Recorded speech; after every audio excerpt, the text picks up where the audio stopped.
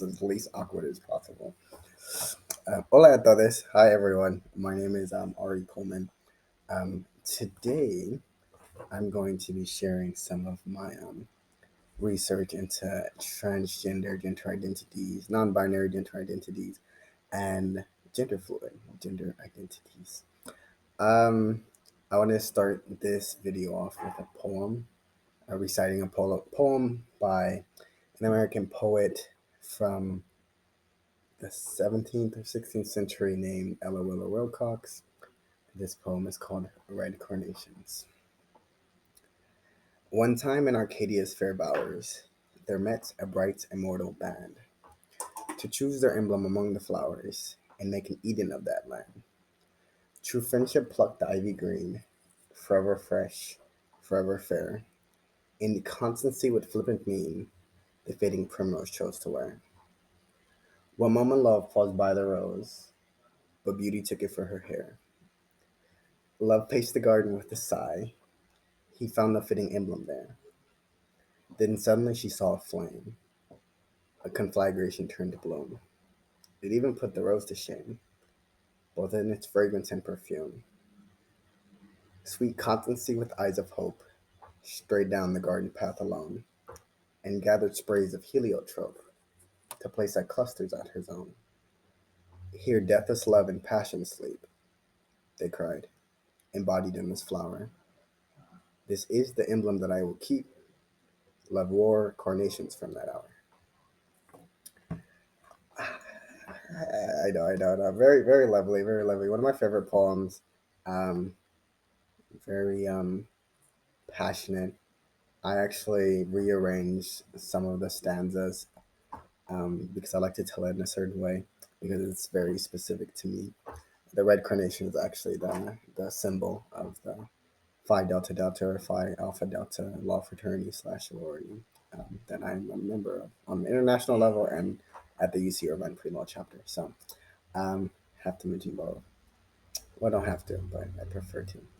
So without further ado, let's get into some of this philosophy research that I've been doing, and it will be more of like a poem as well, because I've started to write about the philosophy of transgender gender identities. Um, However, it's very convoluted and intellectual material, so I'm moving quite along. So let's hop right into it. I named this research paper "Love as a Philosophical Motivation" by Aaron Santiago James Coleman, certified nurse assistant, and this is in collaboration with academics at Santa Monica College or and California Public Health Department. So here's the abstract, and this is what inspired me initially to write this paper.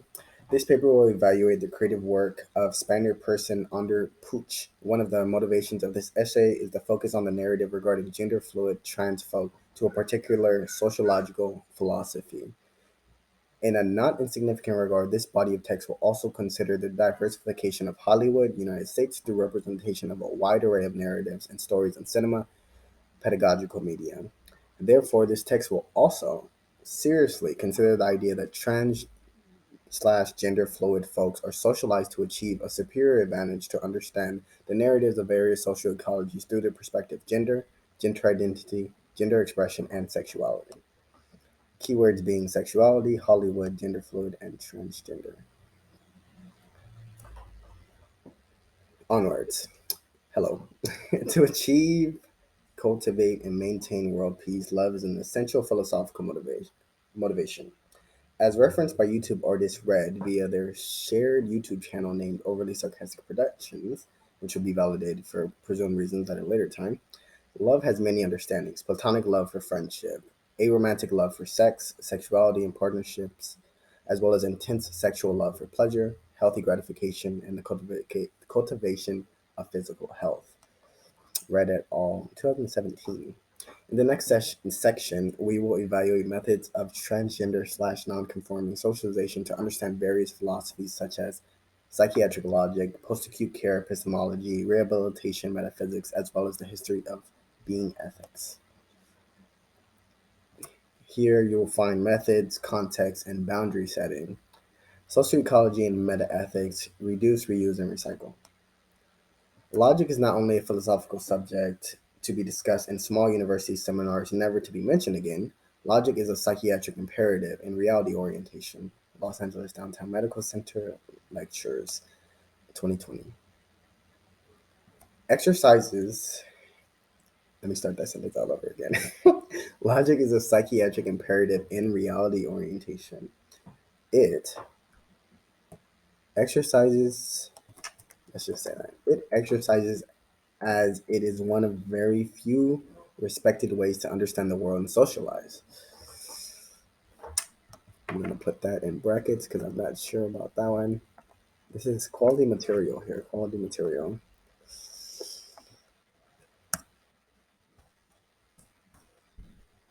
Sorry, my keyboard is like in 35 different languages. Literally. Therefore, once particular narratives are circulated in contemporary society and they possess pedagogical efficiency, it is imperative that they are not completely incinerated like a complete danger. So, in this instance of sarcasm, it seems that positive psychology, Kiyoshi's licensed family marriage and family therapy 2020, has a non-insignificant ability to emphasize the emotional communication present in pedagogical methods. Entonces, I will turn the comments on this one as well, just in case anyone prefers to treat this like academia.edu. I agreed I would write one of these sections in Spanish, so here it is. Perhaps it's an opportunity for me to slow down as well. Las identidades y la socialización que se derivan de fluido de género y transgénero expresiones son particular y únicas. Además, no es insignificante que esos métodos también se derivan de algunos que son masculinos y femeninos con equidad. Pero, y este tema vamos a conversar sobre lo un poco más luego. Por eso, fluido de género y transgénero son válida y válido tercera y cuarto géneros. So that's why right, this is English now. That's where I am right now in my research paper on transgender, gender fluid, and non-binary gender identities. Um, I watch a lot of YouTube. Some of the pages I watch on YouTube include Jules Inside, Hugo Marlowe. Luck is on there sometimes. Fimo to Happy with Marcelo Sun and Gabriel Sepulveda in Chile. Um, and even Mariah and Bill, the Dobry brothers. My research is informed by a lot of different resources, as diversity is one of our core values here at Phi Delta Delta Law Fraternity International. Um, so this is gonna be a shorter video because that's it for me right now. Thanks everyone for listening and um, witness me be bold with my multilingual skills. Until next time, I'm going to go change the water on my flowers. Ciao.